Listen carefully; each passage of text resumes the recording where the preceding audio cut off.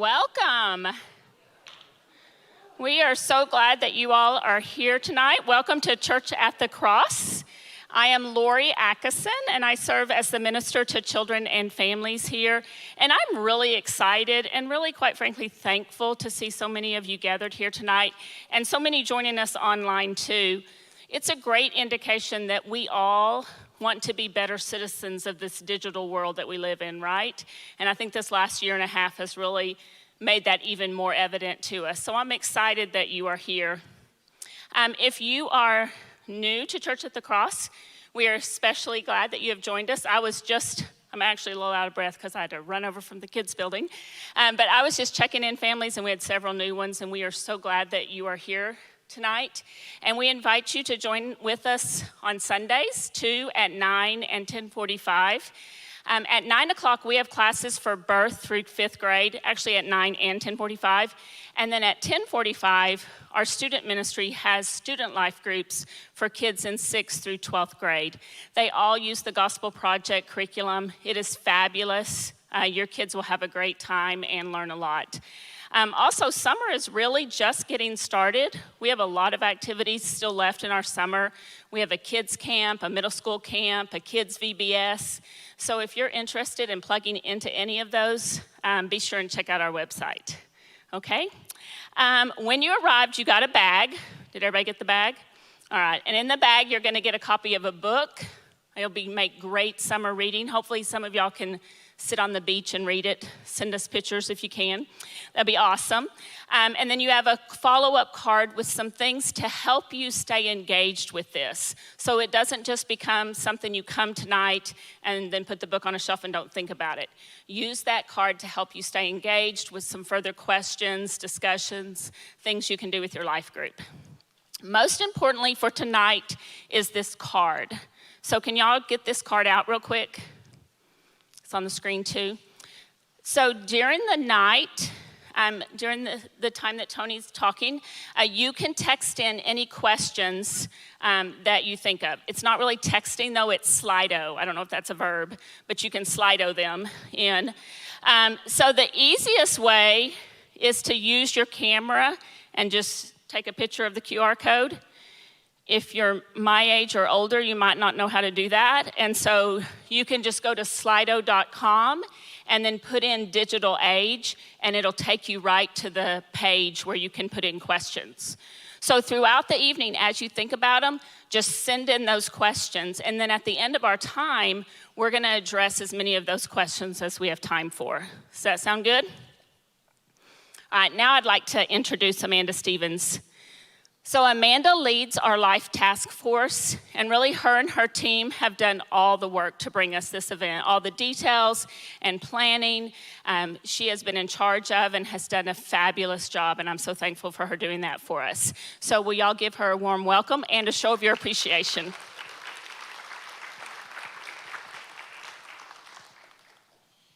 Hello. So the mission of tonight is to equip parents and students to use technology in a godly and wise way, and to encourage families to have open and respectful conversations concerning technology. I'd like to just draw your attention to the word wise for a moment. Our church has been learning more about human trafficking, and we have learned that human traffickers in America rarely kidnap their victims. They frequently, though, find victims online and convince them to meet in person. According to research done by Thorne in 2015, 55% of trafficking survivors said they met their trafficker by text, internet, or app. So tonight is about developing a wiser plan for technology than we currently have. Students who are in the room, I know many students are off at camp if you're in high school, but if you are here and you're a student, I want you to hear this. Your parents are here because they love you and they are for you, and any screen time limitations that you have are because they have your best interest in mind. And so we want to encourage you families to use these discussion questions, talk about them with your life group, make a smartphone plan for yourself, for your family, so that we can develop a better plan for technology than we currently have. So we had a mission statement for this event before we had a speaker. And I remember in a meeting, James Searcy pointed to this book that you all have now, and he said, man, it would be great if we could get Tony Reinke here to speak. And he happened to be available, wouldn't you know it, today because he was already going to be in Grapevine doing a conference. And he said, well, I'll just swing over and speak to your congregation. So we were thrilled. As you might know, Tony Reinke is senior editor for a ministry started by John Piper called Desiring God. Desiring God is founded on the idea that God is most glorified in us when we are most satisfied in him. So when I was talking to Desiring God about payment for Tony, I said, so how much does he usually charge? They said, he speaks for free. I said, wow, well, that's really generous. That's wonderful. How much do we need to pay per book for these books to give to our congregation? And they said, nothing, it's free. Just tell us how many you need, and in fact, overestimate because we want you to have plenty to pass around. I said, wow, that's amazing. Why do you do this? And they said, because God freely gives to us, so we freely give to others. And when they say God freely gives to us, that does mean financial provisions that God, encourages. He moves people's hearts to donate generously to Desiring God, but it's also alluding to something much grander. It's alluding to how God has freely given his son to reconcile us to him and set us free from sin. And so we are so honored that Desiring God is sharing the resources that Tony is sharing his time, because that blesses us and it mirrors God's lavish kindness and love for us. What a privilege it is to have Tony Reinke here with us tonight. In addition to his influential writing career, he also hosts the popular podcast Ask Pastor John, addressing questions of theology, ethics, and Christian living. He currently lives in the Phoenix area with his wife and 3 children, and his most recent book, Competing Spectacles, Treasuring Christ in the Digital Age, explores what it means to spiritually thrive in an age of visual enticements. So let me pray for him this evening, and then we'll get started. Our gracious God, you are the creator of everything. You have created all of the resources that your creation, your people made in your image, have used to create technology. Lord, we praise you for the blessing that technology is. We praise you for the ways that our smartphones have enabled us to reach people, to stay in touch with people, to build relationships with people. God, we need your help as we recognize their limitations and their dangers. I ask that you would bless Tony's words tonight. I ask that you would bless him abundantly in the generosities that he's given to us, and that you would bring that back to him tenfold, and that our ears would be open tonight. You say in your word that everyone who asks for wisdom receives it from you, so give us wisdom. Give us holiness on this journey, parenting in the digital age. It's in the name of your son that we pray. Amen. Please give a warm welcome to Tony Reinke. Thank you. Thank you so much. Appreciate it. Oh, how many APJ listeners do we have in the house? Anyone? Oh, yeah. Okay. It's going to take you a while to reconcile. I know that voice. I have no idea who that guy is on the stage, but he sounds familiar, and he doesn't look familiar. And I know what that's like. Every church I go to is like that. So thank you for listening. Appreciate it. We're going to talk about parenting in the digital age tonight. And as we do, how many of you have ever vacationed or traveled through the North Shore of Minnesota, north of Duluth? Anybody been up north of Duluth in the North Shore? All right, well, that's where our evening is going to begin, in the North Shore. It's the area on the north half of Minnesota along Lake Superior.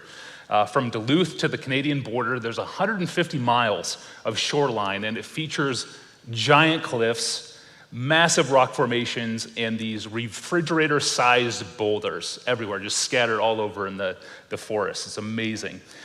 To the east, as you look out over the Great Lake, it looks like a sea. It looks like an ocean. I mean, you can't see the other side. So it's this beautiful place where these cliffs and these waterfalls meet this endless ocean of water, it seems. It was in the middle of this majestic landscape, high on one hill, that our family ended one of our summers with a family vacation. We got together, and before our son went off to college, and we were like, "Okay, let's spend one final vacation together before everybody goes their own ways." And on the North Shore, we found this place. It was about 150 to 300 yards away from a huge waterfall. We found this cabin up in the hills. It was a beautiful spot. It was a gorgeous, loud, thundering, 25-foot tall waterfall. It's hard to tell in that picture, but it was this tight cascade of water dropping down into a bull pond, maybe 80 feet across or so. That's my daughter swimming across.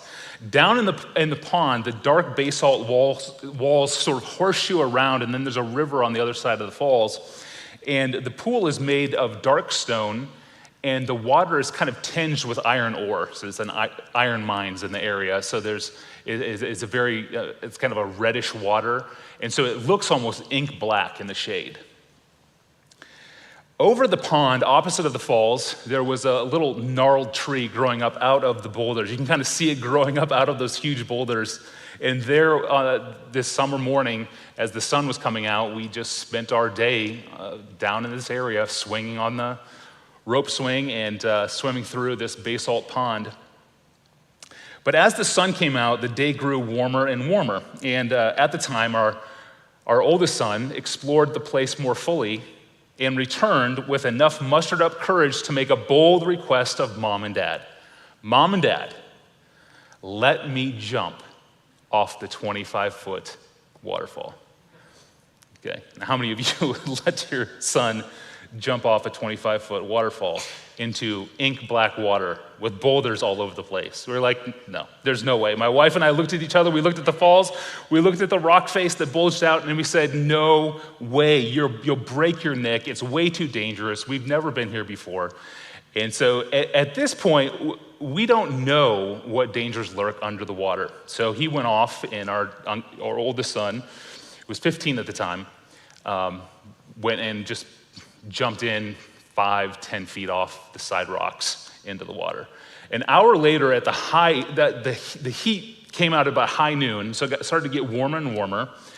And at high noon, 3 guys appeared suddenly at the top of this 25-foot waterfall, road workers scuffed with asphalt.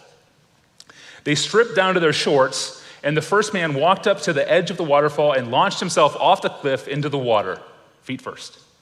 And then another guy just followed him, and then another guy just followed him, and they went back up, and then they did it again. And these guys, it looked like they had been doing this for years. They'd probably been doing this for years. They probably grew up in the area and knew where this little hidden falls was and knew how to cool off in the middle of the day.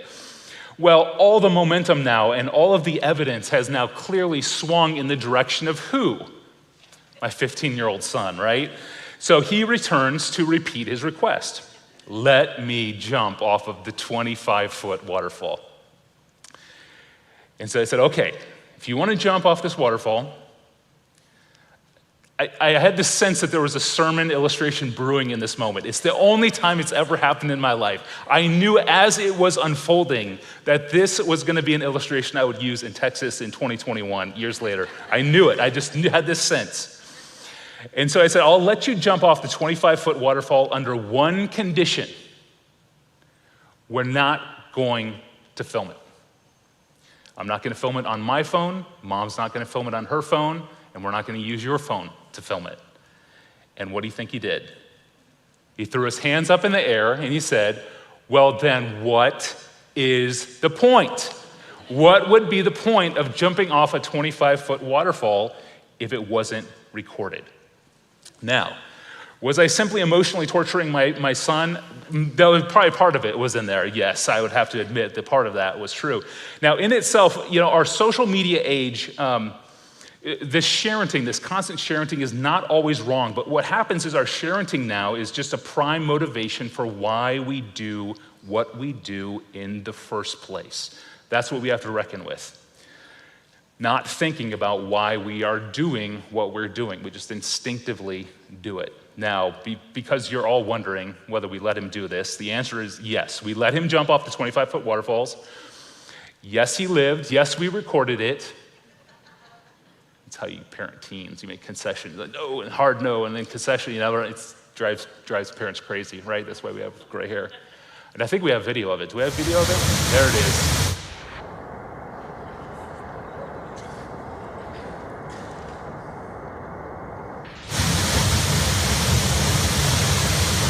There it is. So now we made the concession. We said, okay, we'll film it and you can share it, but you have to give us your phone and you can't share this video with your friends until we get home from vacation. So what we did is it was an opportunity for us to take the phone away for 3 days and let him really detach from the digital world. So it was a win-win situation, and we got the video, and he loved doing it, and it was a fun memory.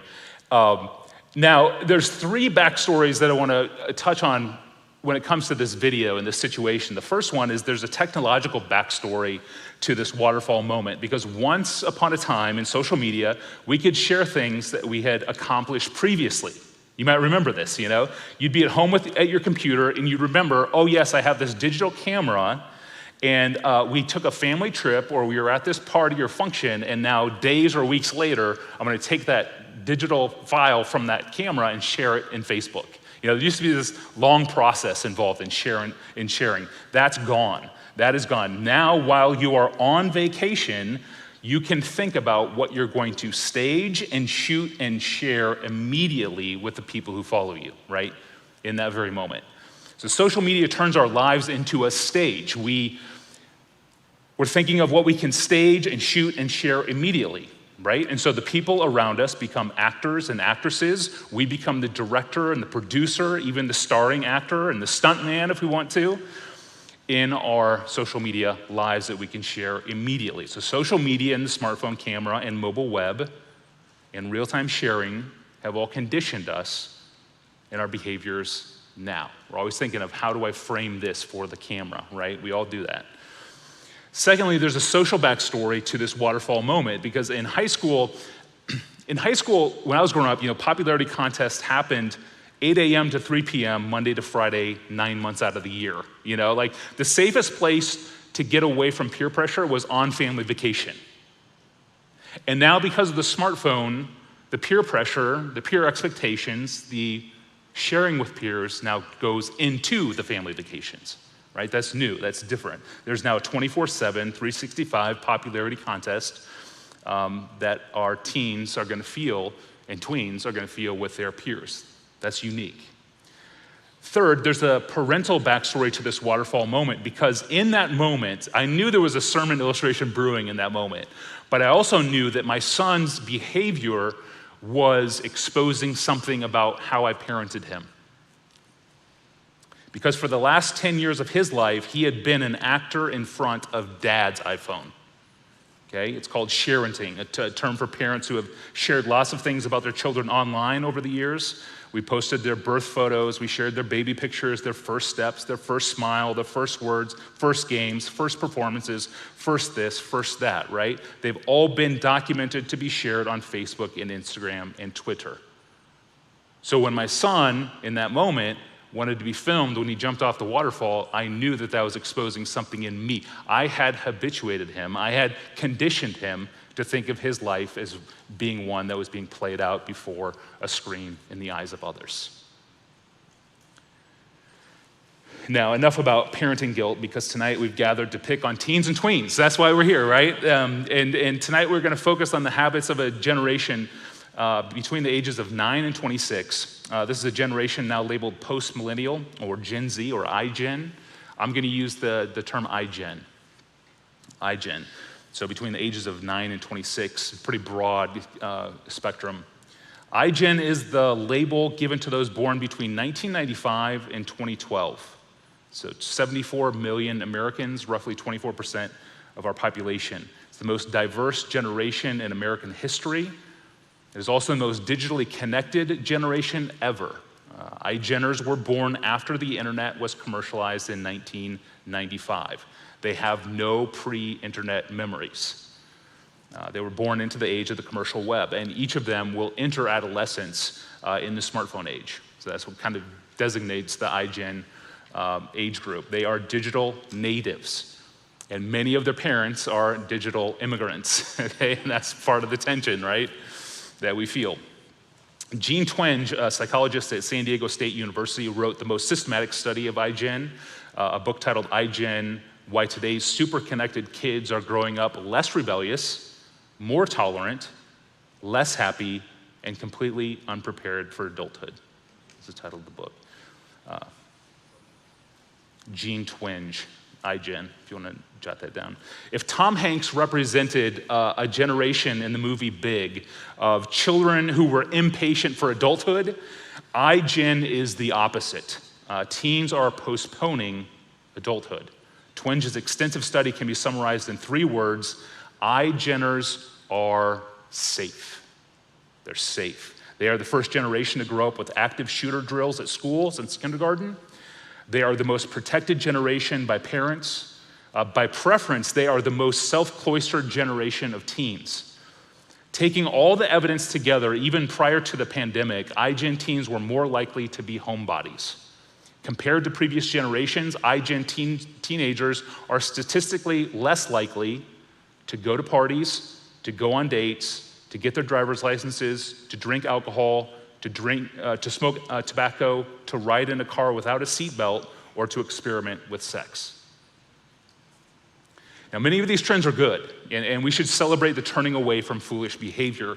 But as Twenge says, taken together, these trends offer a portrait of behavior that mark a generation plagued by delayed adulthood and prolonged adolescence. Delayed adulthood and prolonged adolescence. In sum, iGen is marked by 4 things. Number 1, iGeners are smartphone natives. Okay? The average age for a child getting their first smartphone in the US is now 10.3 years old, and that number is steadily declining. Many of those phones are hand-me-downs from mom and dad. Over 90% of teens today have smartphones. Over 90% of teens have smartphones. They are smartphone natives. They are quick with thumbs and confident navigating the online world. Number 2, iGeners are most likely to be at home and online. Even prior to the virus, iGeners spent less time working jobs, volunteering, engaging in student activities, and doing homework. The result is they've already been spending massive amounts of time at home and online. And unless forced off, they're never offline in many cases, pushed back to their devices by the ubiquity of smartphones in the lives of their peers. Okay? Their peers are always online, therefore they should always be online. They feel that pressure to be online. Number 3, iGeners are secularizing. Among iGen, about 1 in 4 do not attend a religious service or practice any form of private spirituality. iGeners are more likely than any generation before them to be raised by religiously unaffiliated parents. Number 4, most importantly, iGeners are lonely and depressed. By far, the most concerning takeaways from Twenge's research and confirmed by others is the spike in teen depression. Between 2012 and 2015, in just 3 years, depression among boys rose 21%, and depression among girls rose 50%. This is between 2012 and 2015. These upticks were equally reflected in suicide rates. Quote, this is Twenge. After declining during the 1990s and stabilizing in the 2000s, the suicide rate for teens has risen again. 46% more 15 to 19-year-olds committed suicide in 2015 than in 2007, and 2.5 times more 12 to 14-year-old girls killed themselves. It is the paradox of iGen, she writes, an optimism and self-confidence online that covers a deep vulnerability, even depression in real life. Going so far as to say, quote, it is not an exaggeration to describe iGen as being on the brink of the worst mental health crisis in decades. And much of this deterioration can be traced to their phone habits. That was based on stats up to 2015 when she wrote her book. It has since worsened. Last fall, Twinge posted more recent depression rates numbers tabulated by the US government. Remember, this is all pre-pandemic. Now, just to 2019, these stats are going again through the roof. Depression among US teen girls doubled from 2009 to 2019 and was up 74% among teen boys. So why? Why this spike? Was it perhaps triggered economically by the Great Recession? Twinge asks. No, the spike in teen depression coincides with an upward spike in the US economy. So then is teen depression the result of rising academic pressure? Again, she says no. Academic expectations are largely unchanged. So what did change in teens' lives over this time period when depression increased so much? In 2009, only about half used social media every day. Now about 85% do. In 2009, most did not own a smartphone. Now about 95% do.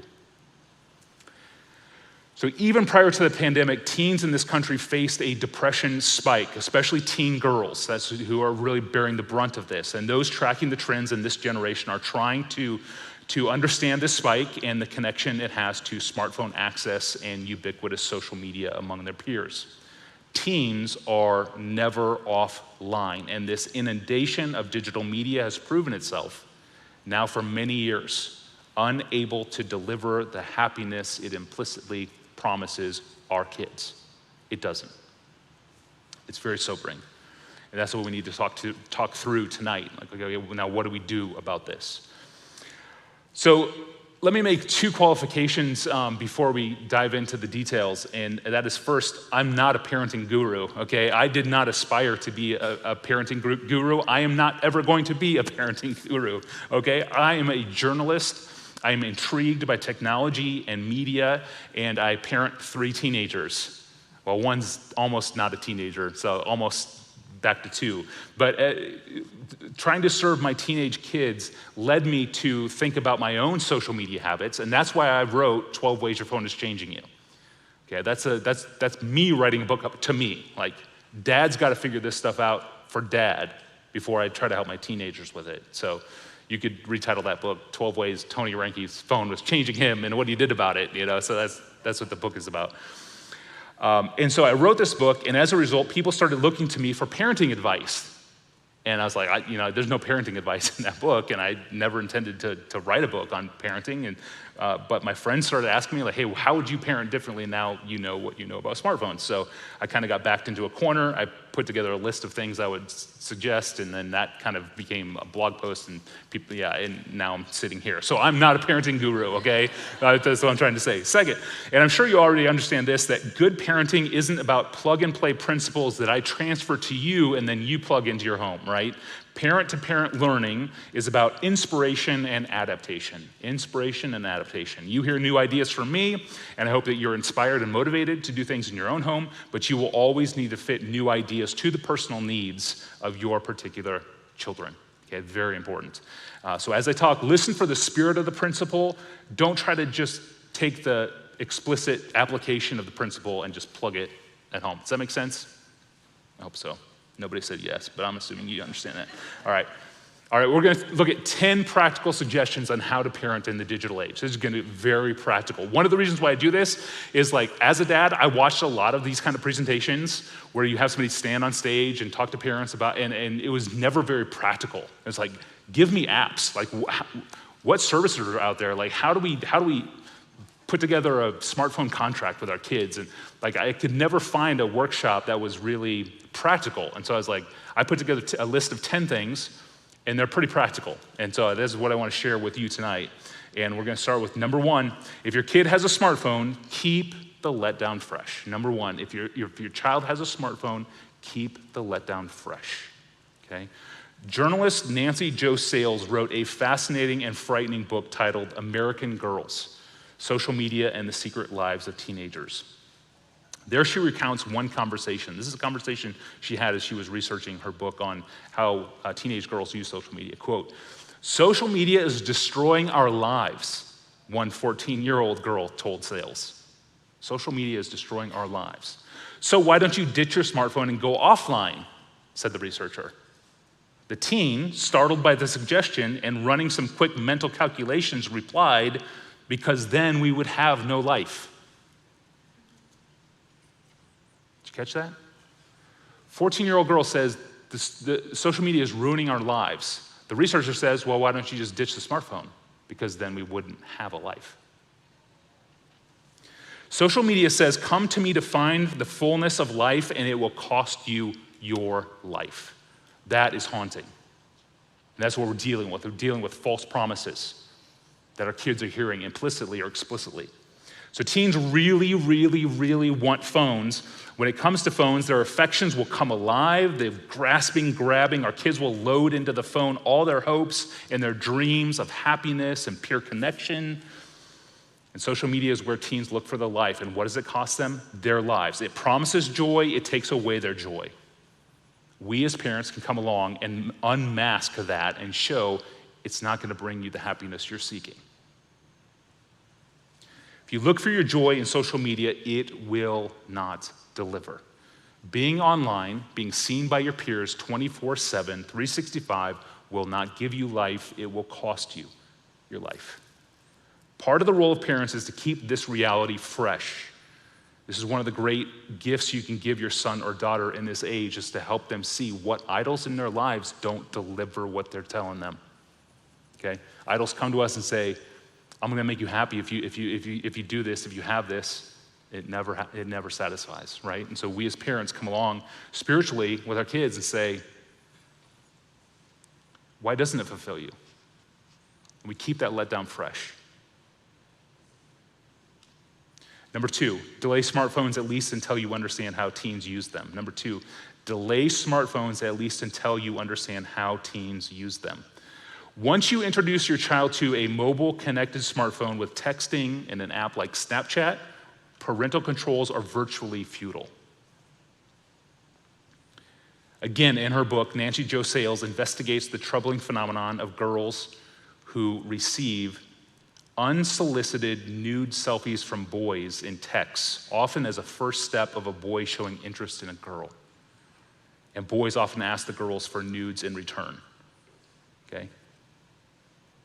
There's gonna be some awkward moments. This is one of those awkward moments. We have to press through the awkwardness. Let me say this again. Nancy Jo Sales, in her investigation of the troubling phenomenon of teen girls and social media use, found that unsolicited nude selfies from boys in texts often is a first step of a boy showing interest in a girl.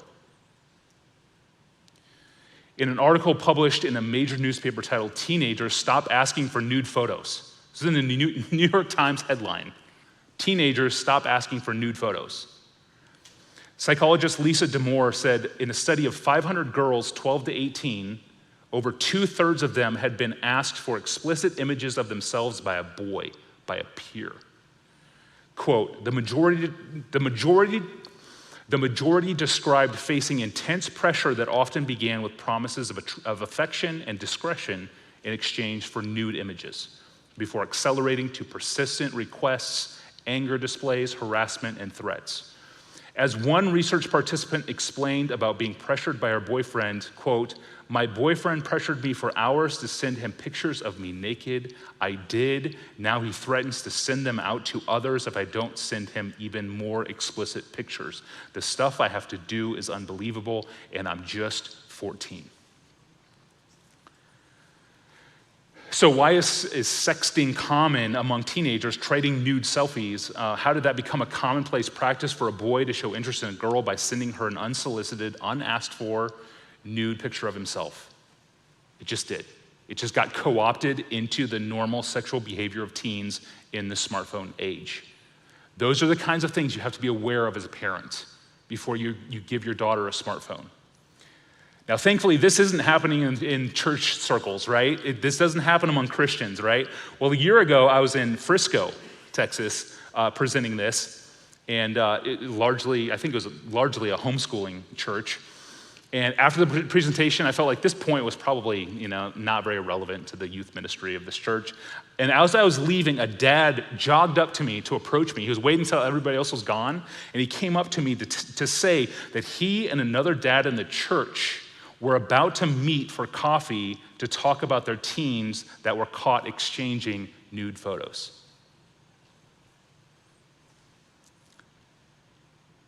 And then a few months later, it was made known that a world-renowned apologist for the Christian faith was asking for nude images from women that he knew. It's inside the church. It's inside the church. All that to say, resist the pressure to give your kid a smartphone too soon. And when you do, be on the same page here. Know what some of the trends are. Know what teens are using their smartphones to do. Even the awkward stuff. You have to be aware of what's happening. Because what happens is there's virtually no parental controls over what your child gets texted or sent through like Snapchat. You're gonna have to be aware of how parental controls work and what they stop and what they don't stop. And we're gonna talk about that in a little bit. But this is even more important, okay? So when your daughter receives an unsolicited image that she didn't ask for, you want her to be prepared for that moment so that she doesn't run away and hide in fear of what are mom and dad gonna do if they find out what just came to my phone.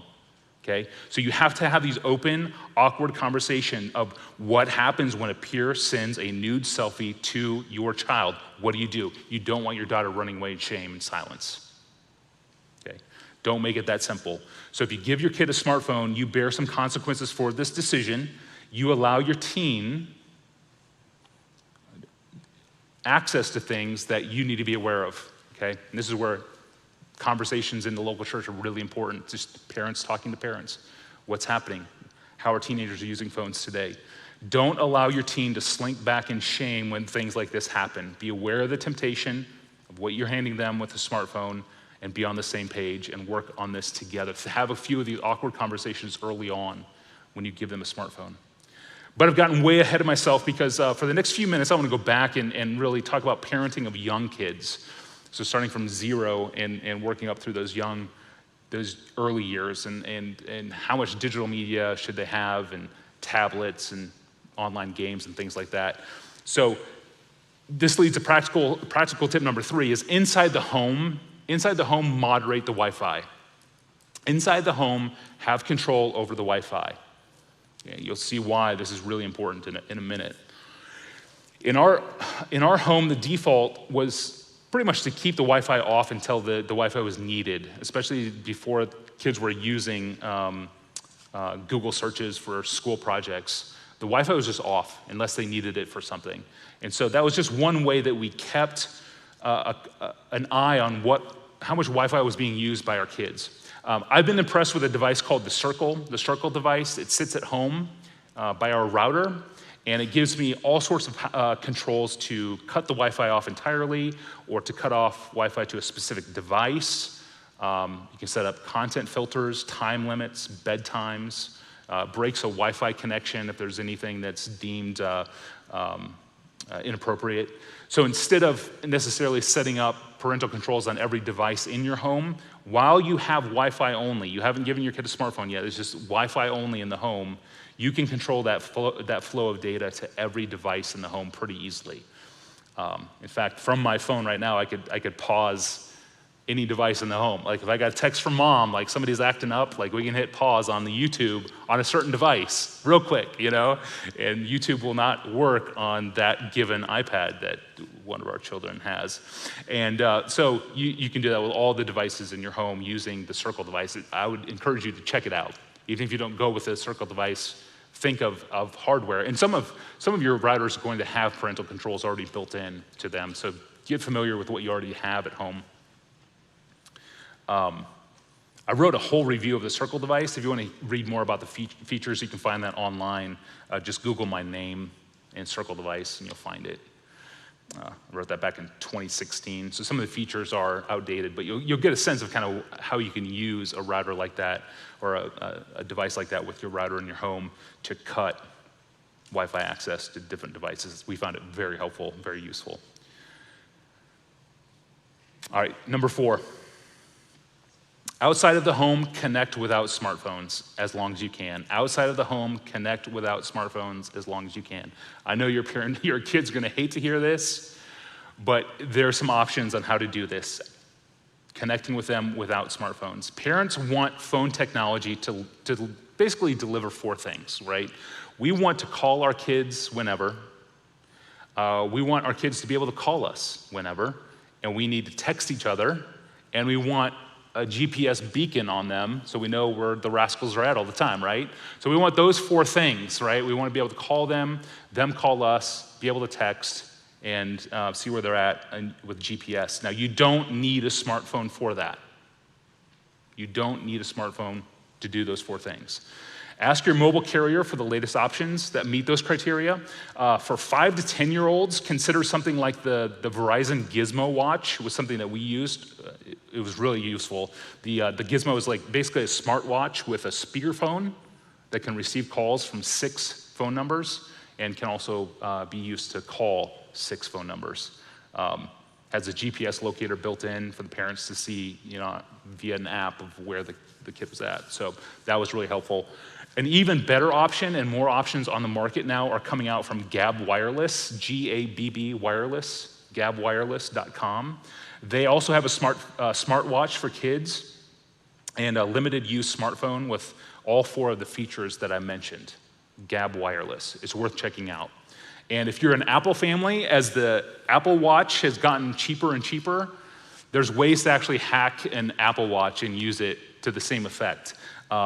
You can Google this. Just Google Apple Watch family setup. Apple Watch family setup.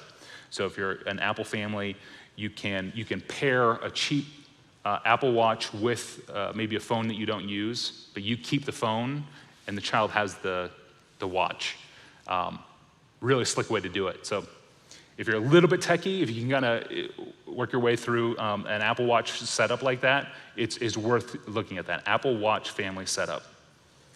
But here's the thing, carriers make their billions off of phone data, okay? So data-constricted phones of any kind are contrary to the carrier's interests. So it's not easy to find carriers with solutions, but keep looking, they're out there. You will find them. So list the functions that you need, and then research the dumbest version of that you can give your kids first as an entry point before you just hand them a smartphone. If you must use a smartphone, make it as dumb as possible. Okay, set up all the parental controls. We are an Apple family, and there are some great tutorials on YouTube. Again, love YouTube, right?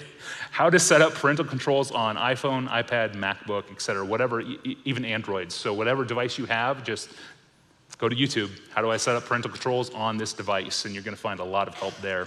But as technologies change and teens use different apps for different purposes, we parents will need to rely on one another in the local church for wisdom, okay? And so I'm hoping what happens tonight is that I start a conversation here, or maybe the conversation's already been happening and I'm just fanning the flames of that conversation. But what we need in each local church is parents who are having a conversation about what are kids doing with their smartphones, what's some good ways to get around just handing a smartphone, what technologies are out there, what kind of parental controls are out there. That needs to be an ongoing conversation within our churches, within our small groups, okay? And the beauty is that in every local church that I've been to, there's some mom or dad who's like a coder or someone who works in the digital space, and they can dumbify anything really well. Find those people, okay, and pick their brains on how they've done a setup for their own kids, because it can be really intimidating, right, for most parents who don't know how to set up a phone and parental controls and things like that. There's people in your local church who have mastered it, I guarantee. So find those people, have them over for dinner, feed them well, and just pick their brain. Point number 5, stair-step technology over the years. Stair-step technology over the years.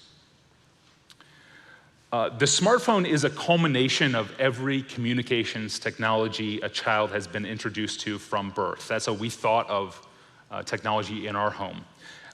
To be given a smartphone is a graduation. It's a graduation point. I'll explain that in just a second as well. But here's one way to outline these steps. Once you take control over the home's Wi-Fi, that's really important. You got control of the Wi-Fi, you can cut it off, you can stop it to any device. No kid has a smartphone yet. Once you have that, you can introduce technology to your kids inside of your home by stair-stepping it. Okay, so what my wife and I did with each of our kids is we took a sheet of paper and we put 0 in the top left corner, age 0 and age 18 in the top right corner, and then we stair-step the technology that we were going to introduce to our kids over the years. So left to right, this is your child's first 18 years with technology. This is all ideal. You're just kind of a general framework of how you want to do it. And what we would do is we would draw these stairs diagonally from the bottom left corner to the top right. So at some point, we introduced a tablet with coloring apps to our kids, our young kids, young kids. Here's a tablet. It's not connected to Wi-Fi. It's just got coloring games. Here, play with it. I think age 3 was for one of our kids that they were using that. Sometimes it can be earlier. You're deciding what age is appropriate for your kid. One step up. Then you introduce a tablet with educational videos maybe age 5, age 4, that's another step up. Now they're watching videos on a tablet. At some point you introduce a family computer, maybe in the living room for writing projects as they get older. For us, it was age 8, I think. I mean, that was everybody in 2020, all right? But if you do online schooling, this will get moved up maybe. You're gonna move it up based on your needs for online school. But that again is a step up. So you've now introduced a computer into your child's life. Then you introduce maybe a speakerphone or smartwatch, maybe a simple flip phone, a dumb phone. That's another step up. You're adding that into their lives. Maybe you introduce YouTube at some age, step up. Maybe you allow Google searches on the computer at some age. What age is that you're gonna allow your child to use parentally controlled Google searching for school, step up. Then perhaps at some point you introduce Facebook or a messenger app so they can stay in touch with family and friends. That's a step up. Then maybe they have their own iPad, step up. And then comes the capstone. The capstone is the smartphone. Smartphone is graduation. What age that is, 13, 14, 15, 16, 32, 40, I don't know what age that should be. You're gonna watch your child how they interact with technology over the years. How addictive are these devices to them? How much of an idol do they become? And you're stair-stepping that. You're careful with each child to introduce things. So you can stair-step back too if you need to. But at one point, then you can draw a dark line. Once you introduce mobile web, you're largely introducing things to your child they've never had access to, being able to search the web remotely, okay? You have less control now. So before they have a smartphone, you've got control over the Wi-Fi at home, very easy to control. Once they have a smartphone, unless you've got that thing dumbified, you've got the parental controls figured out, you're introducing them to things that you have to be on the same page with, like nude selfies, okay? So the advantages to this are twofold. Number one, you can accordion out the steps as needed while also showing your child where the smartphone fits into the digital trajectory, okay?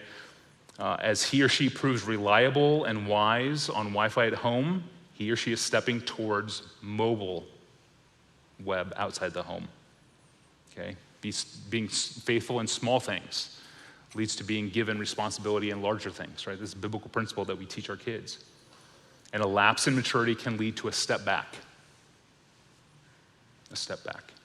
Number two, it also reminds parents that once you give your child a smartphone with mobile data, you move from having a strong parental control over your child's internet experience to having much less. So keep that bold line clear in view. Home Wi-Fi, easy to control. Smartphone, mobile web, much less easy to control. So you're giving them a lot of responsibility and you've been building up to that moment, okay? When you're ready to take that step, it's a huge graduation, okay? Now let's think through this graduation in a few different ways. Point number 6, consider not buying a teen their own phone.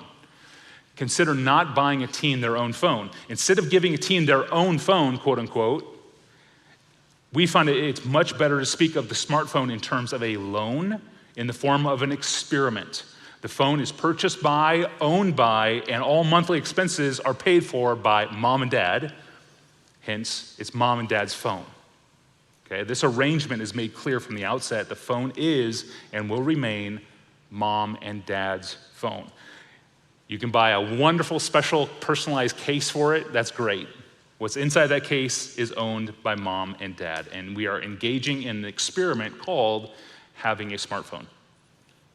And that smartphone is dad's. Okay, we found that very helpful. Point number 7, write out a smartphone contract. Write out a smartphone contract. Since the smartphone is an open experiment to test teen maturity and responsibility, mom and dad can set very clear expectations in writing, in a contract that covers a few baseline expectations for content, for apps, for personal behavior, and for family engagement. Okay. Smartphone contract can make certain expectations clear, right?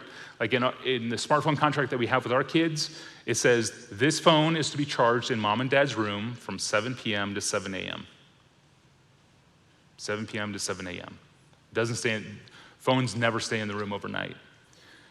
This phone is not to be jailbroken or hacked to bypass parental controls.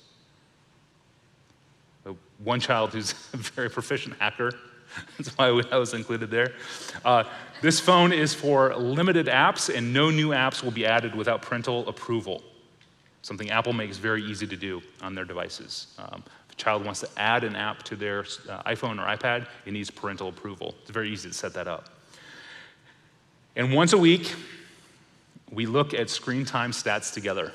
On Sunday after church, usually, we bring our devices together and we look at how many tens of hours were spent on YouTube this week, how many hundreds of hours were spent on Facebook this week, and we go through, mom and dad too, we pull out our devices, we look at screen time, and we get a sense of kind of how much time we're spending online. This is good for mom and dad too, to be in that discussion. Okay, so things like that are helpful when considering violations of an agreement like this. You can set consequences out very clearly.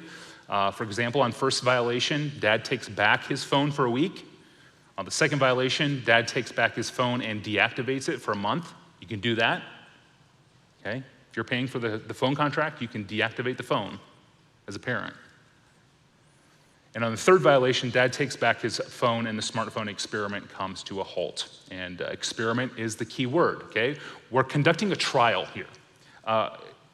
We are in an experiment to see if our teen is mature enough for such a powerful technology, okay? This is where parenting wisdom has to come into play, right? This contract is not a demand for perfect digital perfectionism. It's not what mom and dad are looking for, digital perfectionism. No, it's intended to set fair and reasonable expectations to create a space for our kids to learn and grow and mature in responsibility for using such a potent technology. It's a lifelong skill they're gonna have to learn to use not only with smartphones, but all these other technologies that are coming our way very quickly. The contract is in place for a teen to demonstrate growth in responsibility. It's an opportunity. And when that growth stops, the phone experiment is over. Number 8, lead with the future. Lead with the future. How do we encourage our kids that being set apart or different from their friends is a good thing? When all the other kids seem to have phones at very early ages. This is, I think, one of the key challenges of parenting. And this gets into this challenge of coming up with a compelling vision for their life. What does God have in store for them? We have to envision our kids for a life that's more compelling than the day-by-day pure drama that they're engaged with online. Guess which college students have the healthiest smartphone habits? There's been studies on this done, that the college students with the healthiest smartphone habits always come down to pre-law and pre-med majors. These are consistently the people with the most healthy smartphone habits. And the reason why becomes pretty obvious. They are aiming at huge goals. You want to go into law, you want to go into medicine. These are massive goals that loom ahead. This is all-encompassing. It demands all of your time and attention. Therefore, it deprioritizes social media in your life. You're just not going to be as addicted, right? And there's a bigger lesson here for all parents to learn, because a lack of purpose is a huge culprit to smartphone abuse. A lack of purpose is a huge culprit to smartphone abuse. This is what I found in my own life as I was writing the book. So we must parent that much harder. What are our kids living for?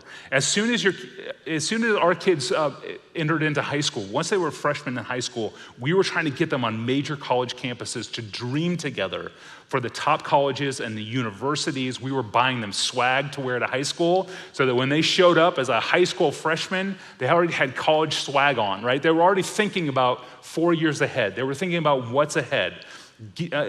Envision your kids for something bigger than the pure drama that they face day in and day out. And that's hard. That's really, really hard. And you're going to have to envision them for a career. You're going to have to envision them for what God has ahead for them in a compelling way. High school is a stepping stone for something else. So don't get lost in high school and peers and Snapchat streaks and TikTok and the latest popular apps. Get their eyes up and on a bigger goal that's exciting, that's full of career possibility ahead. Envision them for what God may have for them in the future.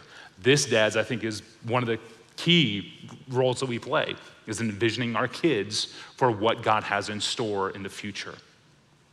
Here's what I know about every parent and child that's represented here in this room tonight. God made you, He claims you, and He designed your life and my life for two core priorities. You can boil down our purpose on this earth into two categories. Yes, two categories. Number one, we were created to treasure Christ above all else. Everything else and everyone else. Treasure Christ above everything else. And number two, out of your delight in Him, pour out yourself in Christ-like love to meet needs in others. Okay? That's what it means to flourish as a human being. It comes down to those two things. Treasure Christ above all else, and out of your love for Him, pour out your life to serve legitimate, tangible needs in others. This is the heart of parenting, envisioning our kids for a life of purpose, those two purposes specifically. And healthy smartphone habits are nearly impossible. They will be impossible for anyone who lacks vision and purpose. The fight against smartphone abuse isn't just about willpower, it's about vision, leading with the future. YouTube is a great place to learn new skills. I've mentioned YouTube several times already. YouTube is a great platform that foregrounds hobbies, There are people online making millions of dollars living out their hobby dreams. You notice that? It's like, yeah, I want to do trick shots and be a millionaire. Wouldn't that be fun? Like pulling off pranks and being, wouldn't that be a fun life? Now, the problem is, and two of my kids have really been addicted to YouTube, YouTube videos, that's been their thing. And the more a teen watches YouTube, hobbies are being foregrounded and life becomes all about hobbies, right? Let's make life about hobbies, 24/7 hobbies, not about calling. Now, some of these YouTubers are called by God to do what they do. But parents have to help resist this and say, okay, son, daughter, your life probably isn't going to be monetized by doing pranks and trick shots, okay? Hobbies are not your calling.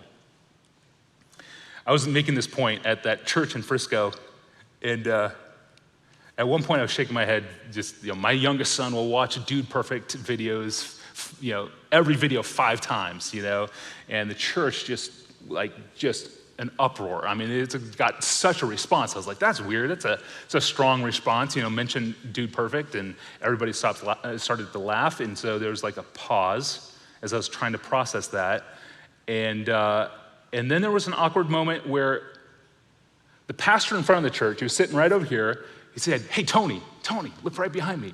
And I looked right behind him, and one of the Dude Perfect guys is sitting in row 2 of the church in the parenting seminar. It's like, oh my. So I quickly backed my way out of that. I was the last person in on the joke. It was hilarious. And the place went crazy. But I love Dude Perfect, and hobbies are great, but Dude Perfect is a great example of how YouTube foregrounds hobbies.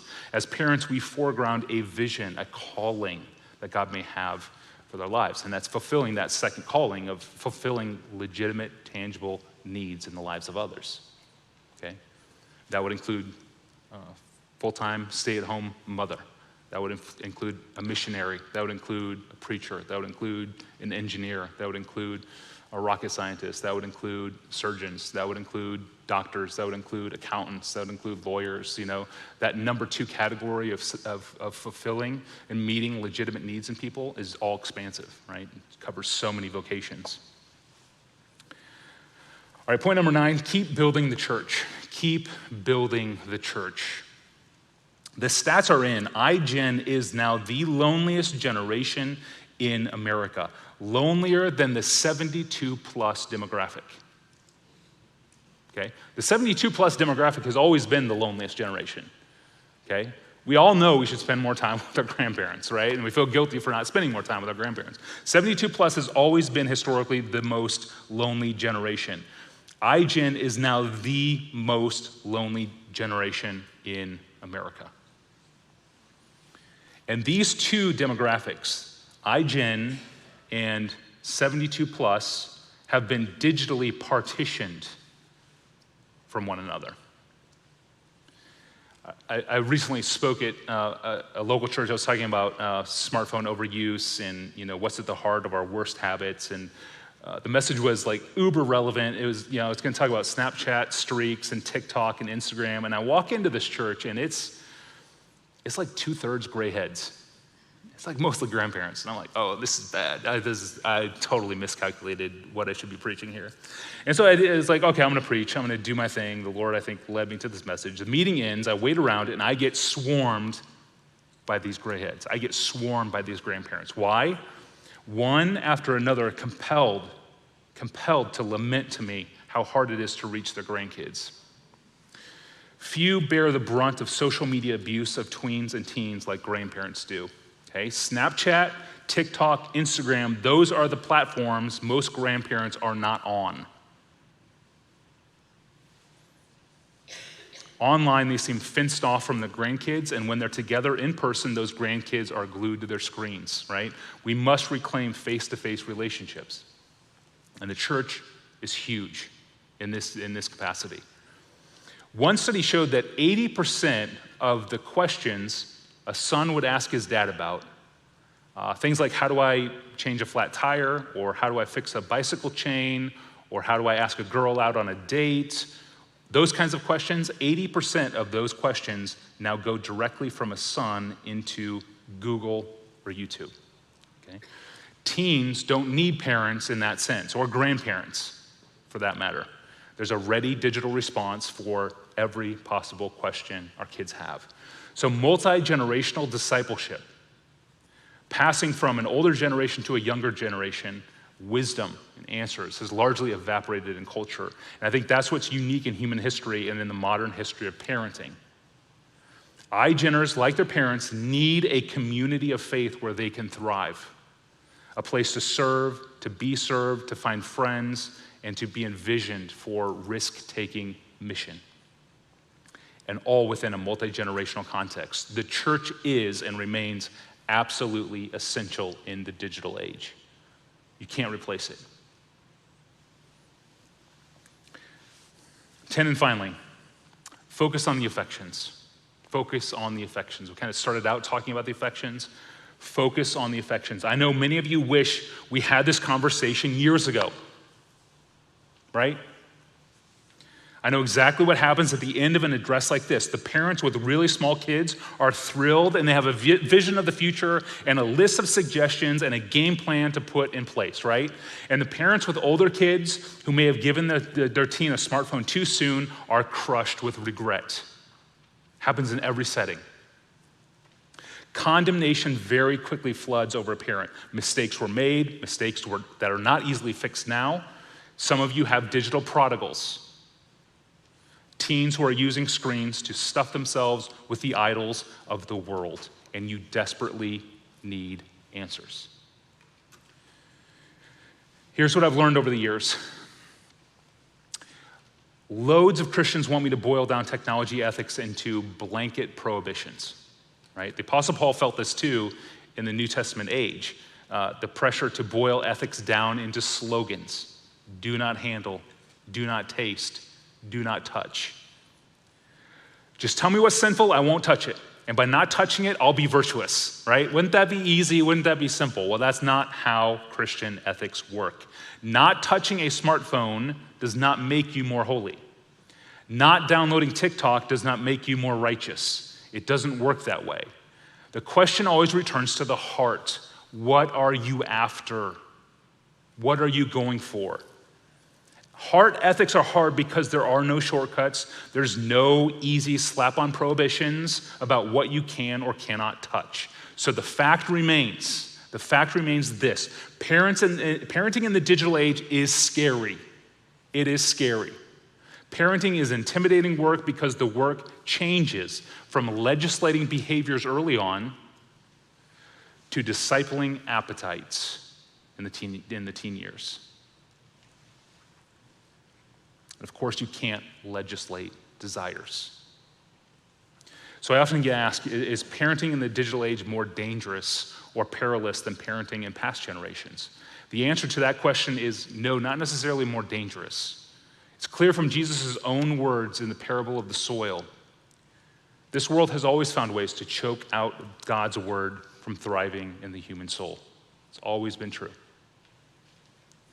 The world is always going to offer us and our kids vanities that compete with our love for Christ. That was true 2,000 years before Instagram. And that's what makes parenting hard. One of the central goals of the gospel, one of the main keys to sanctification, to holiness, and the heart of parenting is this glorious truth. God is pushing out of our lives every desire that gets in the way of our eternal joy in Him. God is pushing out of our lives every desire that gets in the way of our greater joy in Him. The tension and anxieties that parents feel in the pit of their stomach in the digital age comes from the realization that we are waging an all-out war for the affections of our kids by the power of the Holy Spirit. This is not a futile battle. It is not futile at all, not with the grace of the Father, by the power of the Son, and through the blood, the power of the Spirit and the blood of the Son. The Trinity, triune God gives us the grace, gives us the resources to parent. The gospel was made for the digital age. It really was. To close, let me say this. The digital age is a threat to lazy parenting. That's what I felt when I first started putting this list together and thinking about parenting. It is a threat to lazy parenting. Many parents are scared of the digital age because the digital age exposes lazy parenting. You can't get by with lazy parenting in the digital age. And if you like postponing hard conversations, the digital age is not going to be very fun for you. It is because honestly, who loves talking to their kids about pornography and nude selfies and self-glory and peer pressure and anxiety and depression and isolation and loneliness? Those aren't fun conversations. And yet, if you want to parent in the digital age, your passivity must die. And it can die right now. You can die to the idol of comfort. Die to turning a blind eye to what your teen does on their phone. Our kids are being spiritually strangled by the lies of Satan because we parents too often think it's okay to be comfortably ignorant. With that said, smartphones don't give our teens new desires. They simply amplify the desires resident within themselves already. Okay, and this is what makes me so hopeful. And this is actually the fun part of parenting teens, if I can say that. There is a fun part about parenting teens. When your kids are small, it's all about yes and no, black and white discipline, obedience to authority, and then they grow into young adults. And they start getting a better read on themselves and their own hearts, and what is it that makes them tick? What is it that they want? What drives me? What do I want more than anything else in the world? And parents are huge here in coming alongside your kid. The smartphone is simply a black mirror that represents back into my eyes, reflects back into my eyes in pixels, the very deepest longings and loves of my own heart. The smartphone is a black mirror that reflects back to my eyes in pixels the very deepest longings and loves of my heart. If that's pornography, that's what you'll find. If it's peer approval, that's what you'll find. We can tell our teens, even when no one is watching, when you look at your screen, you are making eye contact with the deepest cravings of your heart, pixelized before your eyes. That's what makes the digital age kind of haunting. This little thing exposes what's inside of me. So 2021 is a great opportunity to take the interrogation of Isaiah 55 and apply it to our screens. Why do you spend your attention on that which is not bread and gaze at a screen for something that will never satisfy you? It's the question for mom, dad, son, and daughter. That's the mantra of parenting teens. You can snap 1,000 throwaway selfies every day and get a little buzz by grabbing the attention of your peers, and then you wake up in the morning with a dehydrated soul that doesn't know what else to do than to turn again for the sugar buzz hit immediately in the morning by doing the same thing over again. You're looking for your life, and it's costing you your life. So there isn't a greater privilege than to help our kids know their own hearts, to unmask the desires inside of them, to expose idols, false promises that don't deliver, and to bring our teens back to God, who wants to fill their lives with a joy that is unspeakably greater than the vanities that they are so often attracted to in their phones. Let's pray. Father, thank you for tonight. We are desperate parents. We want to be godly stewards of these eternal souls that you have entrusted to us. And yet our children have never been more porous to lives, to the lies of the world, never more given ways to satisfy their own curiosities and sinful longings than in this digital age. We feel this. If we grow lazy, our kids will be unnecessarily exposed. So much is at stake. We know it. That's why we're here in faith, desperate for your help. So guide us, make us discerning.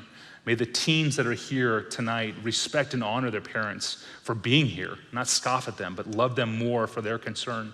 Help us to not lose faith in raising digital prodigals, which can be so painful. Help us not to exasperate our children. You love our kids more than we love our kids. So our aim is not to raise self-righteous kids. Our aim is to raise kids who love Christ. And we need you for that. We don't trust in filters and parental controls. We trust in you alone. All of us have sinned digitally and turned to screens to fill what only you can give us. We are all in need of Christ and forgiveness. So thank you for not leaving us and our kids trapped hopeless to this world. Thank you for giving us the soul-ravishing treasure beyond what this world can offer. May we, in all of our parenting, point our kids back time and time again to the greatest beauty in the universe, the beauty of your beloved Son, Jesus Christ, in whose blood and in whose name we pray right now. Amen. Amen. We thank Tony tonight.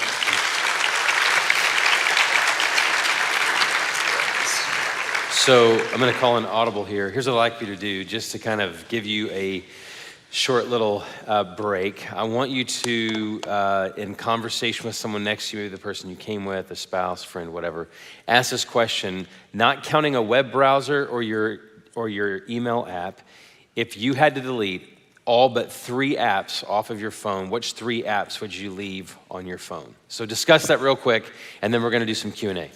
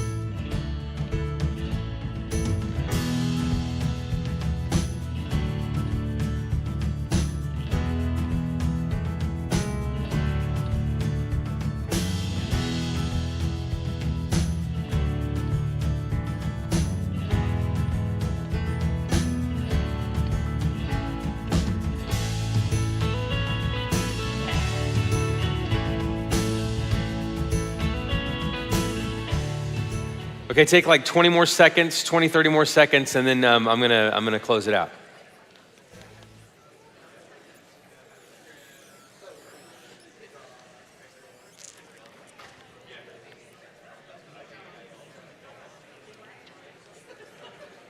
All right. So that question is kind of a fun question, but it also might be revealing to you. If you think about those 3 apps you would leave on, how much time do you spend on those 3 apps? And are those 3 apps and the time that you're spending in them actually cultivating your inner person, or is it possibly diminishing your inner person? So it's a good thing to think through, how much time am I giving to those things? If we're gonna help our children navigate the digital age, we as parents are gonna have to model it for them well, meaning we gotta bring our digital use under the lordship of Jesus. And we can't assign these limits to children that we ourselves aren't willing to walk in. So hopefully you're encouraged by that tonight. We've got some questions we're gonna pose to Tony, and he might blow through some of these and we'll get to some more. But the first question is, what if your kids already have too much freedom? Reining it in will seem like a punishment. Any pointers for the buy-in to the new plan? That's a great question. If it's coming, it depends. If you've given the phone and you didn't have a contract with it, packaged with it, you have to do some just honest conversation to say, hey, we gave you this phone prematurely, we didn't have this set in place, we're gonna retroactively put this contract in place. So that can be really important, and it's gonna be an honest conversation. I mean, this is the most painful thing that you can do to a teen or tween, is to take their device, right? It hurts, it's painful, it's real discipline. I mean, it's felt discipline. And so it's essential. I mean, I'm having a hard time catching what else the question was being asked. Well, I think some of it also, sometimes as parents we're just afraid to parent. Like I just want to give you this permission. You can tell your kid no. You can tell your kid, here's how we do smartphones here in our house. And maybe we weren't wise when we first gave you your phone. We failed you. We have failed you. We're repenting of that.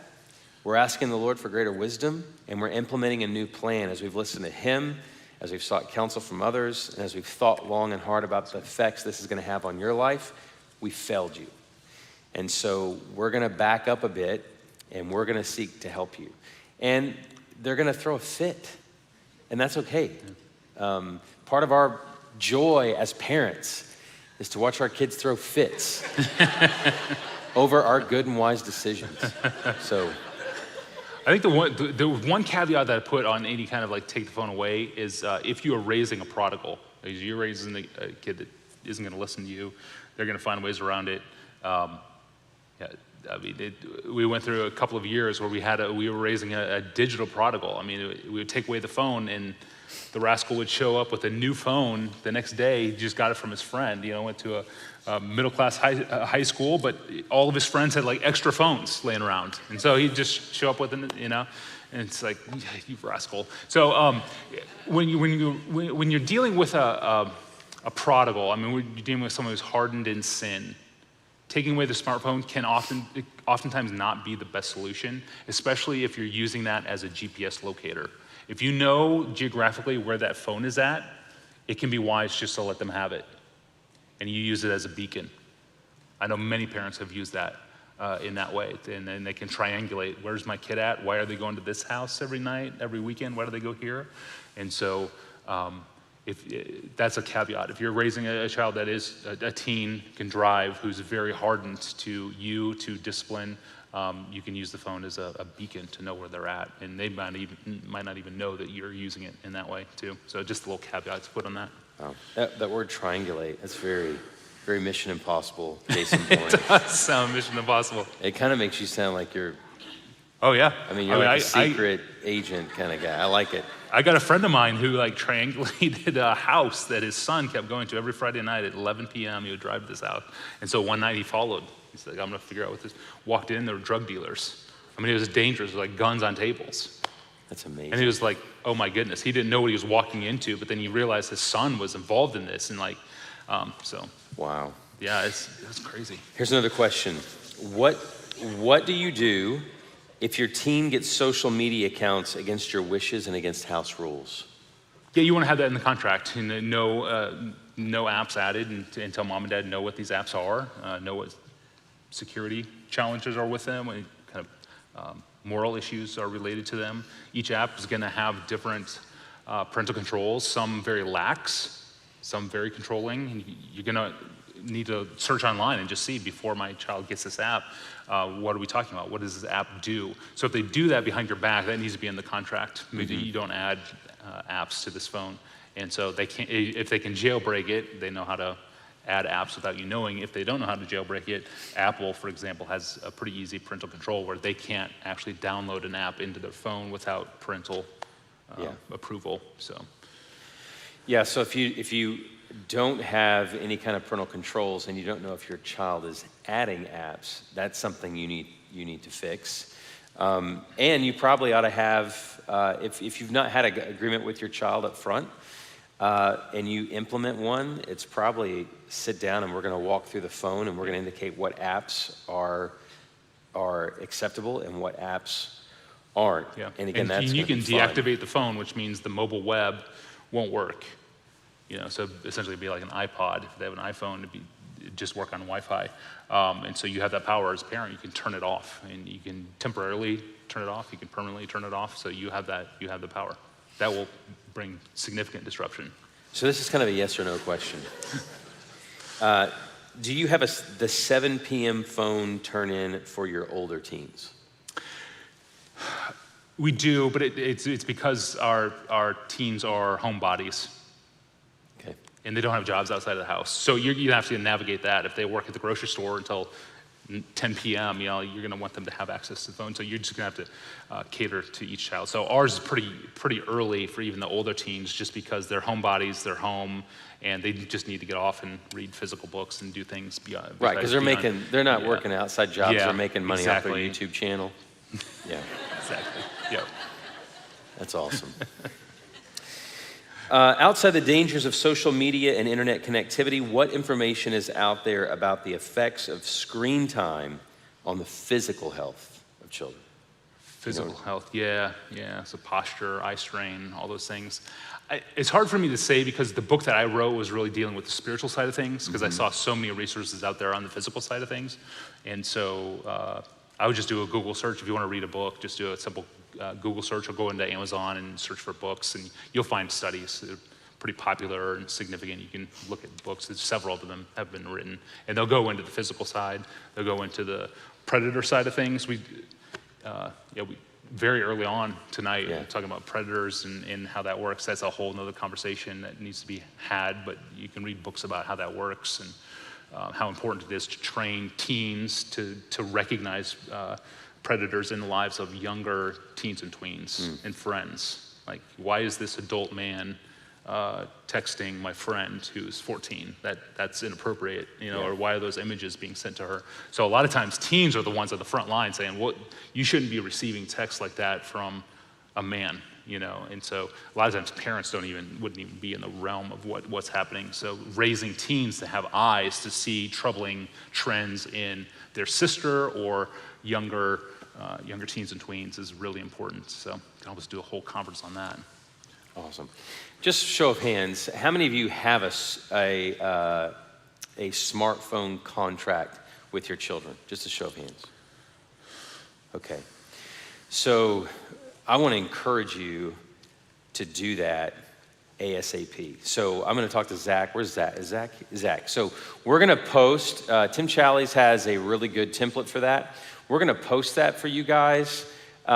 We've taken it years ago, adapted it, and used it for our kids, and added some things to it that we thought were relevant for our children. They're not allowed to podcast any other preachers, some things like that. I don't want them comparing their dad to better people. But Zach, we'll make that available to you, and I want to encourage you to take that, and don't go home and do it tonight, because you need to think about it, pray about it, and then how are we going to introduce this to our students? Because again, they've gone down the road a ways, and you're trying to pull them back, but you're going to have to own some things to say, you know what, we didn't do this in a wise fashion, and we just want to take a step back for your good, for your health, for your safety, for your protection, and for your spiritual well-being. So we'll make some of those resources available to you. One of the things we put on our contract with our kids is you don't use social media to make friendships or to start friendships. You only use those to cultivate existing friendships. I don't want our kids aren't on social media anyway, but when they get on social media, I don't want them using that to start relationships. That needs to be a face-to-face thing that they do, and social media can be used to help cultivate some of those relationships. So this is a question regarding apps. How do you determine which apps are acceptable and which apps are not acceptable? Yes, simple. Google search will give you a lot of results on which apps are most concerning, which ones have vulnerabilities. Some have security vulnerabilities. Some would just have no parental control. So like Snapchat, very little control over that for a parent. So if your child has a Snapchat app, I mean, they can send and receive images and you wouldn't even know about it. There's no parental controls over that. So you can find the parental guides for each app. And they're going to keep coming. I mean, the new apps are going to keep being unveiled, and so we're going to have to stay on top of it. And so that, again, is why that ongoing conversation in the local church is really important. All right, here's a good question. Is it even possible in this digital age not to get your kid a smartphone, or at least delay until they approach college age? And if so, what are the potential drawbacks of not giving them one? It's going to be hard. I mean, because they're feeling tremendous social pressure from their peers, and then they put that pressure on you as a parent to give them a smartphone. And so it's going to depend on probably how much peer pressure they feel, because it's going to be insurmountable at some point. Can you get by without a smartphone entirely? You can, yeah, you definitely can, but it's going to be hard. You're going to be doing a lot of hard work with your kids about what they want and what they desire and why it's not going to give them the life that they think it's going to deliver. Mm-hmm. So some of it might come out of, one of our kids had a smartphone and realized, oh yeah, this is not delivering what it promised, and moved away from it and went to a more simplified light phone, is what it's called, and it has much fewer capabilities because they saw their own proclivities towards these idols and wanted to be away from them. And so for them, that was a kind of a move away from the smartphone. That's which a rather is helpful. mature Yeah. There's some level of maturity there. I don't know if you can just stiff arm it, because at some point you're just going to feel like you're just so far out of the loop. You don't know what life is like, Dad. Like it's going to be hard. Someone had mentioned one of the questions was about the light phone, so you obviously are in the affirmative about that. Okay.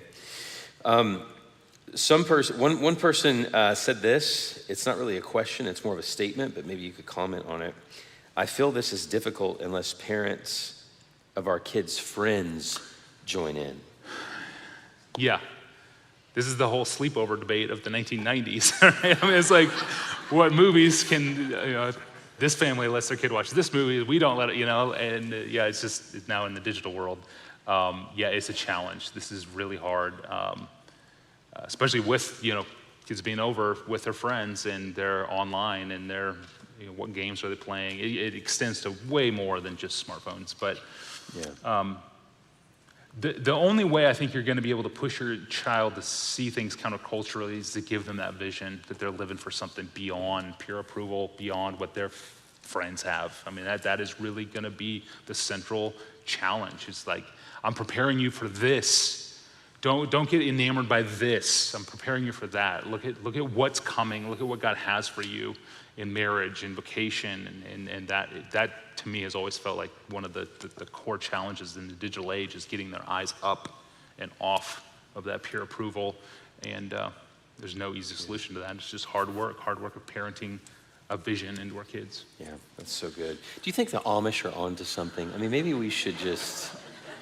The Amish take a lot of the Amish are more thoughtful with technology. I just wrote a book, and one of the chapters deals with how the Amish think through technology. They're not anti-technology. They see all the technology, and they weigh everything based on what it's going to do to their community.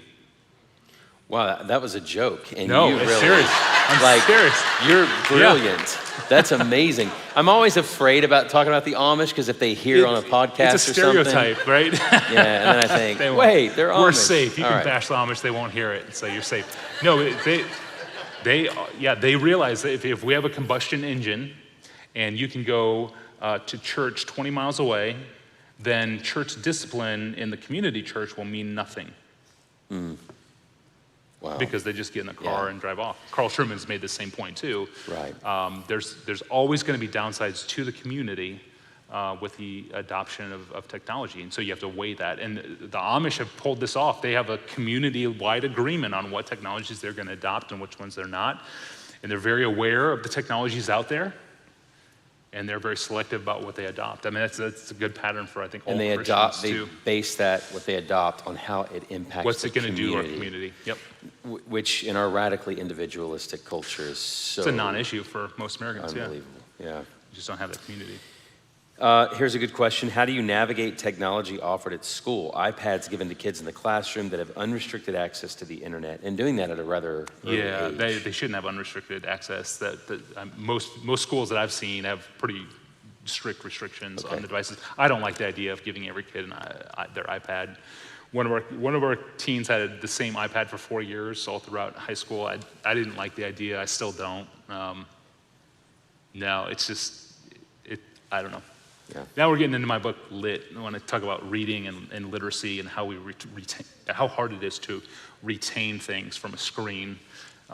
It gets pretty deep into those kind of conversations, but I don't like the Do you whole model. read physical books or do you read on Kindle? Mostly physical books. Yeah, Okay. and I go into why Because you there. think it's retention? And It's retention, and there's a topography on a page where you kind of know where things are at, whereas in infinite scroll, you don't have that. There's just a lot of physiological things happening with reading where you remember what you read because you can pinpoint where it's at on a page in the book, and there's some sort of retention happening there that with infinite scroll doesn't happen. And so now, as a researcher, I use tons of digital books. So if a book is really good, I'm going to have a digital version of it on a Kindle or in my Bible software, and I'm going to have a print version. So I'm going to have all that. But if I'm going to sit down and really seriously engage with a book, it's going to be print. Excellent. Yeah. All right. Do you have any tips for removing privileges that teens already have, even if they haven't done anything wrong? So that question implies that maybe an app has or a teen has maybe an unhealthy app. They haven't abused it, but they probably shouldn't. That you know of. Oh, that's going to be hard. That's going to be really hard. It comes back to that parenting of having that sit down and saying, here's what I know about this app. Here's what I know about Snapchat, and I don't want you to have it. Here's why. I'm sorry. We should have had this conversation earlier, and by the grace of God, there's forgiveness for my mistake, and I want us to talk through this and not allow you to have access to this app. It's gonna be hard. These are hard conversations. Yeah. Especially if there's nothing been wrong. And with some apps, with Snapchat, you wouldn't even know if they did something wrong, probably. Yeah, and I think your word about lazy parenting is a good word for us because this does require hard, difficult conversations, humbling ourselves, eating some crow probably. And then also even repenting to our children of maybe ways that we've not used our phones well. Totally. How would you recommend having a conversation with your young teen about why you have limits for them on devices and the internet when compared to peers, they are the only one that has device boundaries given by parents? Yeah, so it comes back to that vision. That has to be in place. You're not just saying, we want you to have less time doing this. We don't want you to spend less time doing this. We want you to spend more time doing this. And that's where lazy parenting is really going to be confronted because the easy thing to do is just say, here's the device, just do whatever you want with it. And when you step in and say, okay, let's put parameters on it, it's going to be very uncomfortable for you, uncomfortable for them. It's going to be, those challenging conversations are just going to necessarily happen. Yeah, you can also tell your kid their friends have lousy parents. You can go that route as well. No, when it comes to like parenting contract, the first time I saw people putting together iPhone contracts online were not Christians. They were atheist families, very like liberal. Like we're not talking about like the phone contract is something evangelical fundamentalists do. No. This was started a long time ago by people on the far left of where we were at. And so like when you start looking at, use Challies as a model, but also just look online at iPhone contracts. They're not going to be Christian families that you find putting these together. And this is non-Christian families that saw the need of this.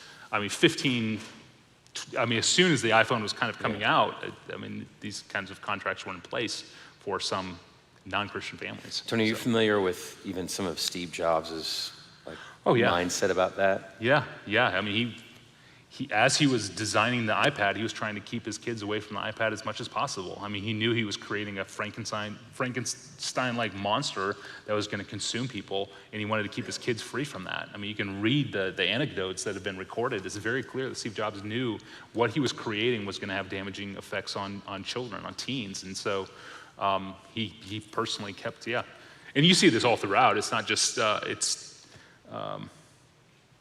the designer at Apple has very strict limitations on what his kids could adopt.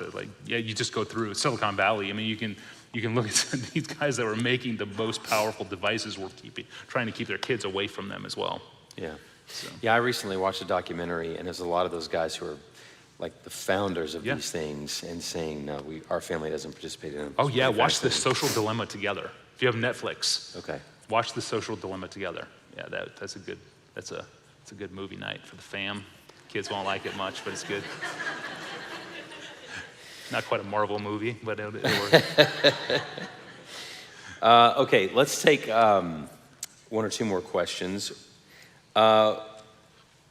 My teens don't really do social media, but are on their phones watching, reading. Do you equate screen time to social media time in terms of dangers? No, if they're not on social media, that's a blessing. That is an absolute blessing that they're not feeling that peer pressure.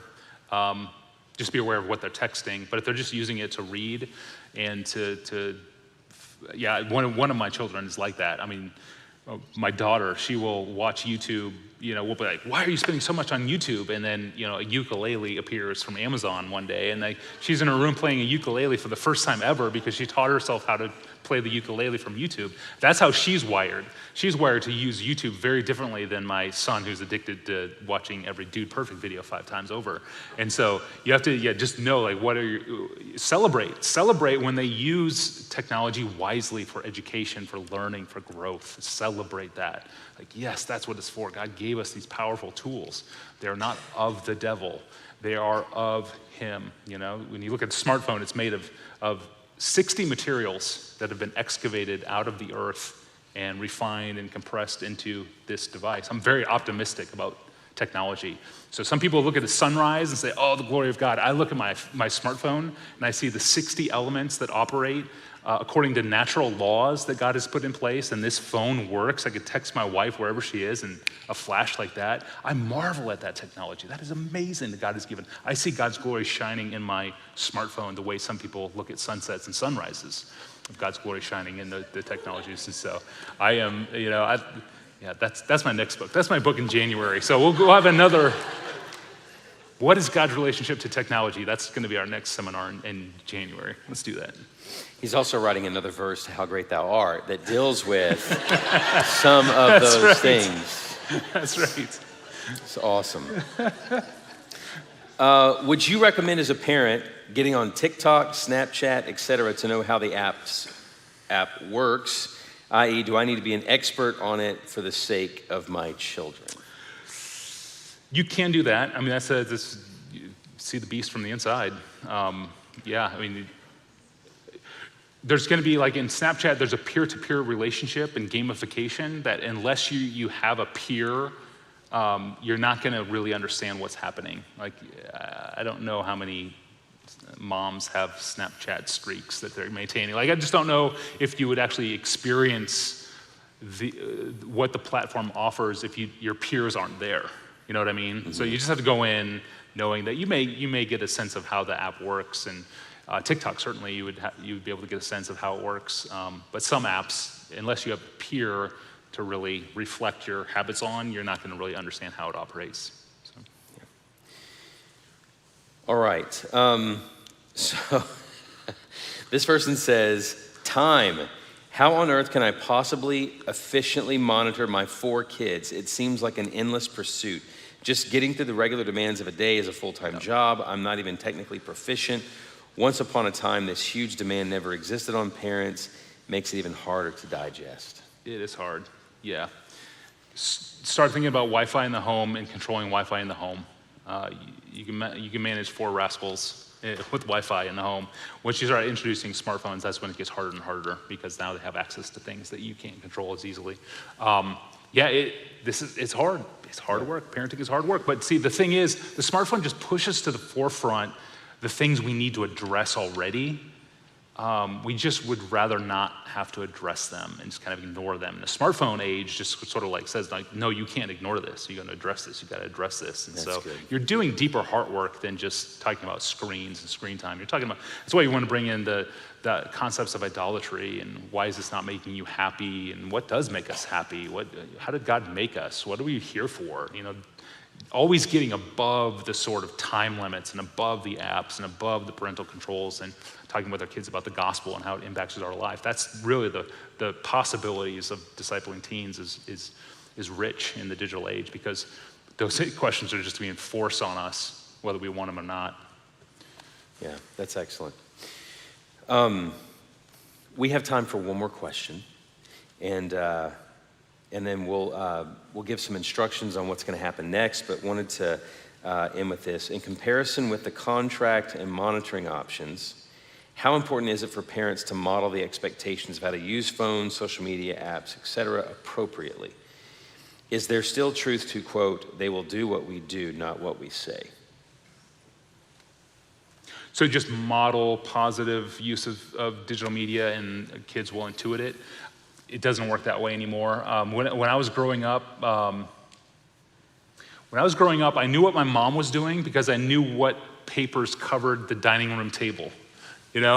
If I saw like receipts everywhere, I knew, it was tax time. Mom's doing taxes, right? Mm-hmm. And when she had her Rolodex out and she had all this contact information all over and she had all these letters laid out, I knew she was getting ready for her New Year's Eve card party where she invites all her friends over to the house and get 50 people in the house playing cards all night. So I knew what mom was doing. Now, mom could be doing taxes or contacting friends or watching YouTube or playing Candy Crush or triangulating something. Triangulating the rascal son. Yeah, where is he? Your kids don't know what you're doing on your screen. There's no social cues. They don't know the difference between mom playing Candy Crush and mom doing the taxes. They just see mom on her screen. They just see dad on his laptop. And so that's the challenge of this age is our kids see us like, mom and dad live on the screen, therefore I can live on my screen. While mom and dad are making money and doing the taxes and all that, not watching Dude Perfect 5 times, right? And so we don't have the physical cues to tell us what mom and dad are doing on their screens. And so that's the challenge. And so I think it's really hard to model good screen behavior for our kids. Yeah, maybe modeling screen time, but screen behavior. Yeah, so most of you probably got this, but when you talk about Wi-Fi, you can control that, but the smartphone, it's because you can use mobile data to use those things, and so shutting down Wi-Fi doesn't really matter.